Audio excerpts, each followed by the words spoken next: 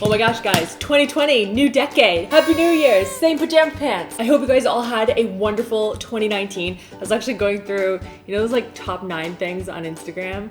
Yeah, they get me every time. But it's very clear from mine that y'all just really like Chris a lot. But it has been a year of change, a lot of growth, both mentally as well as physically. I do enjoy the comments from people at 33 weeks wondering if I'm pregnant. Nope, just smuggling watermelons, everyone. But I thought for the first video of 2020, we could go back a little bit, reminisce over some of the best and also worst hacks and gadgets that we have tested over the course of this year. Because there have been some doozies and also some really good ones.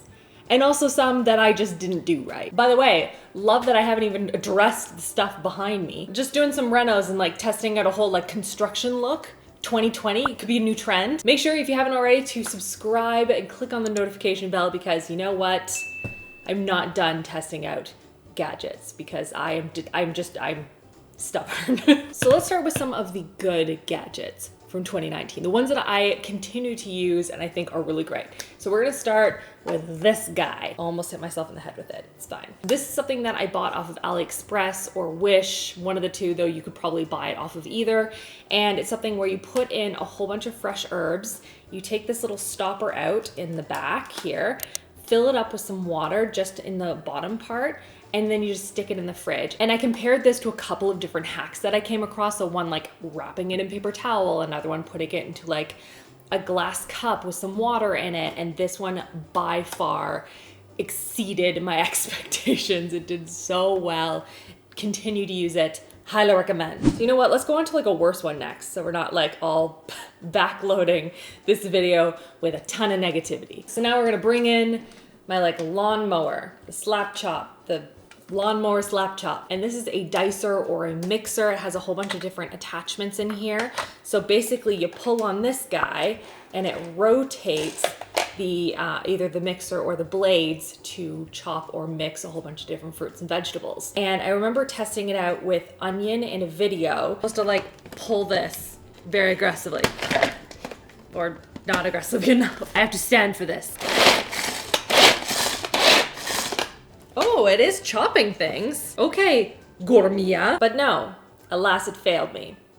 I didn't like it. And what I didn't like about this is that even after I'd finished like chopping up all of the onion, a lot of it was very uneven. It was like, here's a bunch of dice, here's some onion water, and here's some large chunks the blades didn't even get to. So I would have had to remove everything, take out the big chunks, chop those up finer, and it's just like, it's an extra step when I could have just diced everything, you know? I think I also tried it with cucumber. It was okay because it was a little bit softer. Carrot, like not even kind of close. And then the little mixer thing, like why? Why would you even do that? Can you not put things in a bowl and then like mix them? And I know the same theory would apply to like, can you not put it on a chopping board and cut it? But you know what? I was very excited about the lawnmower, okay? So for me personally, this isn't something that I have continued to reach for. It isn't something that works very well for me and what I would tend to want to use it for. And I would just rather take out a chopping board, a cutting board. See, this is what happens when I take time off for Christmas. I just forget how to speak. Next up, ooh, this one. This guy right here is a pepper corer. And I remember getting it and being like, am I gonna like this? Am I not gonna like this? Turns out I really like it. And if you like peppers and you use them a lot in your cooking or just like snacking in general, this is great. Basically, it has 2 sharper points on the end. You kind of stick it into the core of the pepper, you turn it, and then it takes out all of the seeds, all of like the insides and the goo, and then you just have this like little pepper cup. Ooh, if you do like those stuffed peppers in the oven, oh, those are so good. Now I really want those right now. That's an easy, no fuss way to do it. Like stuff it with rice, a little bit of meat, some seasonings, a little cheese on top. Oh, the bacon. I'm getting really hungry right now. But this was so good. And actually what was really interesting is that after I had like cored a couple of different peppers, I was talking about it, and then I just had this like pepper shell that looked like an apple. And I gave it to my 3-year-old and he just ate it like he was on Iron Chef. He really enjoyed it. And yeah, I think this is a great find. Next up, the worst list. It wasn't because it didn't work, because it did what it was supposed to, but I have a personal vendetta against it because it almost chopped off part of my finger. due to my own stupidity. Like, I don't even have it in my house anymore. I can't even look at it. And it's the banana cutter thing. And I know what you're thinking. Rachel, it cuts bananas, among the softest fruits and vegetables known to man. Yes, I did manage to chop myself pretty good with it. And the reason was because in the photos it showed that I could also chop up cucumber. And I was like, cool, if it has more purposes than just chopping up banana really easy, like I'm game. Like I don't want just a banana chopper, you know? Like that feels like it's just taking up space unnecessarily. Did I peel the cucumber? No. No, I didn't. Should I have? Probably. But I just started like chopping into it.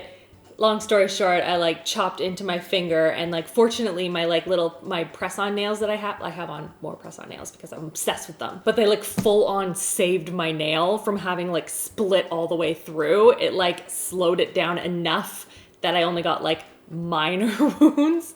So thank you, Impress Nails, for saving my thumb. Again, did it work and do what it was supposed to do? Yes. Was I clearly at fault here? Yes. Is it still one of the worst products for me? Yes. It hurt me and I don't forgive it. And now for a product I did really like. This is from Amazon, and I'm not surprised that I really like this because I pretty much like literally everything from this brand.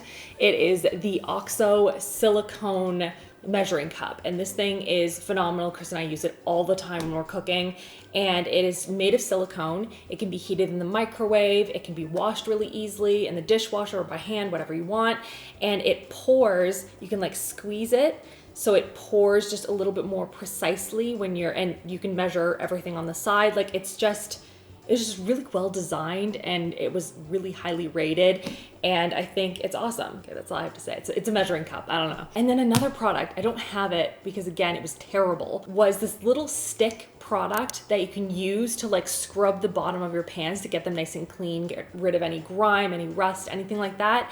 And it didn't work. It required way too much force to get any lift of anything off the bottom. And I really liked, there was another product that I used that was like a brush attachment that you would add to a drill.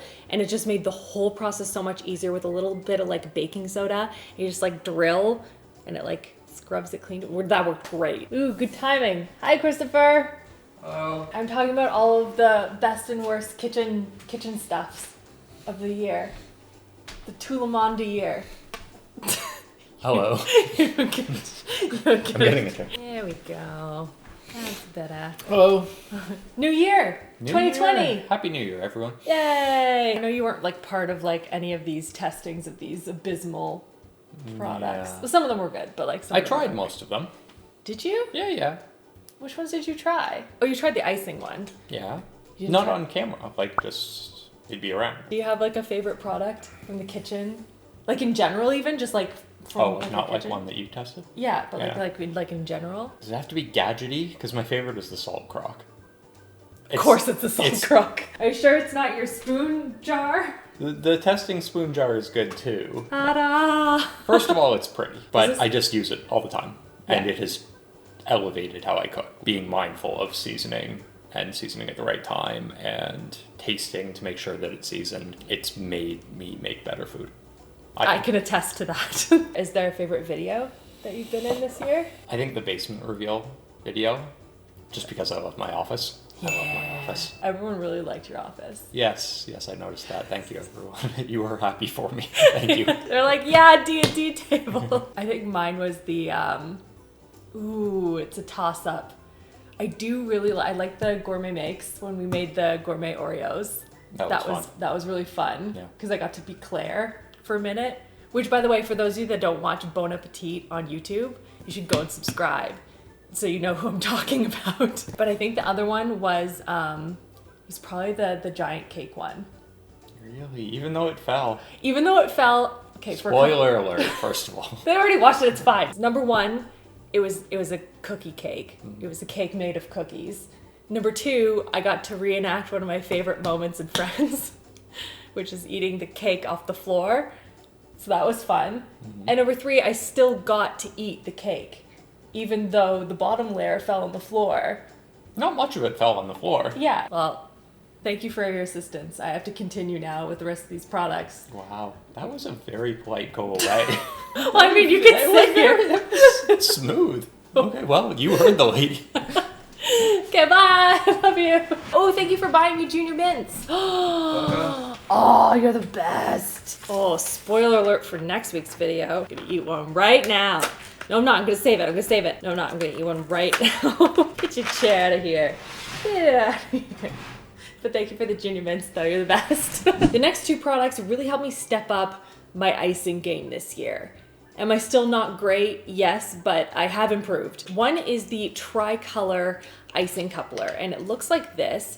It is 3 separate little containers that you put like piping bags into. And don't do that though. So you put these all together, then you use one of those like larger piping tips and then kind of close this all up. And then you get these beautiful tri-colored icing swirls, and it looks so gorgeous. And for me, it really just came down to getting the right consistency to my icing. And I feel like over the course of the year, I have tried so many different icing recipes, and I feel like I found one that just kind of hits that mark for when you're piping. It just has that nice consistency to it. It's not too runny. It's not lumpy in any way. Man, I had so many lumpy icings this year. Oh, wasn't great, friends. We struggled with the icing game, but you know what? We're here now. It was a learning experience.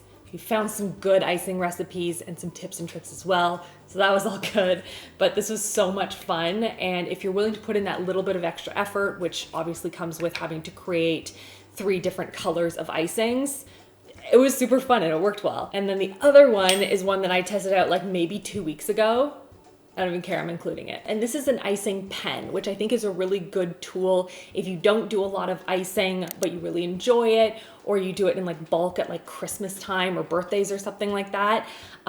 This was really good as a tool for a beginner. It squeezes it from the side. If you see, like, it creates almost like a triangle shape here. My finger is covering it, Rachel. It creates this like triangle shape, so it pushes from the back.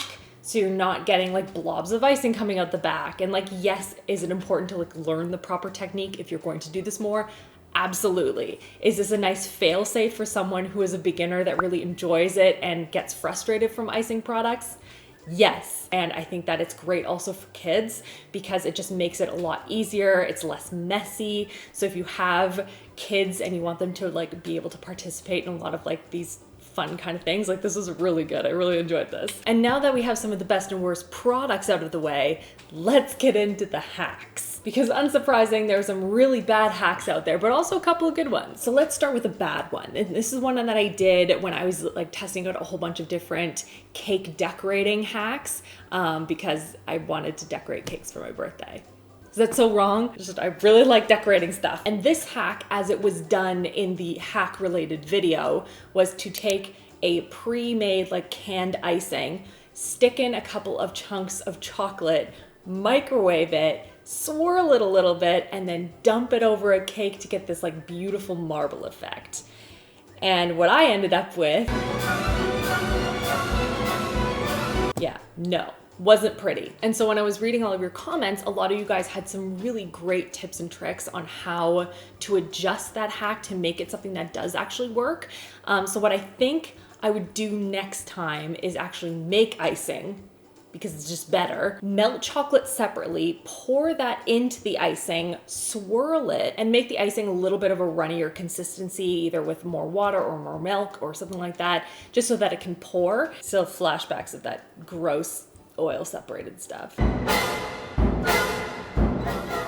was really nasty. And then speaking of icing hacks that didn't work, the other one I didn't like was the marshmallow on top of the cupcake. That was one I think that Tasty did as like some of the like best baking hacks. It just didn't look good. It kept sliding off. It wasn't melting properly. It was just a very finicky thing and it just didn't look good. And I feel like if I just really wanted a marshmallow icing, I would just make one, you know, like with marshmallow like whipped into it instead of like popping a marshmallow on top of a cupcake, just a bald cupcake. But a hack that I did really like that I wasn't expecting to like is one where you can freeze apples. You take them out, let them thaw, and then squeeze them to get apple juice. That worked so well. Did not expect that. That was out of left field. But again, when I was reading the comments, a lot of you guys were saying that that speaks to approximately what a lot of juicing companies do to get this kind of like, to get apple juice, because you get the most juice out of it. And then I think another one that I didn't really like was the pancake cooking in the rice cooker to get nice fluffy pancakes. And I didn't like that because A, it took a super long time to do. B, I didn't get that nice kind of golden look to the pancakes that I would get by putting it on the stove. And also you get a lot more pancakes that way, obviously. And it was just such a finicky thing for me, and it ended up just not tasting very good. It just tasted like I had steamed a pancake. And I don't want steamed pancakes personally. So I don't know, I just wasn't a big fan of it, and I would rather use a rice cooker for rice. And then another cake hack that I like, I've tested a lot of baking hacks this year. Wow, I think I might have a problem. But it was taking the end slice of bread, because no one really likes that. I mean, let's just call it spade a spade. No one likes the end piece of bread. Okay, watch, I'm gonna get so many comments from people being like, that's my favorite part. And it's just taking a toothpick and sticking that piece onto the open, like exposed part of a cake. So like after you've cut a bunch of slices, you have those two ends kind of exposed. And so by just using those end pieces, it just maintained the freshness of the cake. And the same theory applies to, let's say, like cookies. And if you've made a whole bunch of cookies, like we all know that I do, and you have them in a jar, you can throw in a piece of bread in there as well, and it's just going to help keep those cookies really moist and from going stale. So that one worked super, super well. Really enjoyed it. And now, if you're still here, still with me, I want to know in the comments what your favorite moment was of 2019. I was gonna ask you guys what your favorite gadget was, but I want to know what your favorite moment was. I want to know you guys better. We're like family, okay? I need to know everything about you. I'm like the nosy auntie. Are you getting A's in math? And when are you getting married? I hope you guys are having an awesome, awesome start to 2020. And I'll see you guys all in my next video. Love you all. Mwah!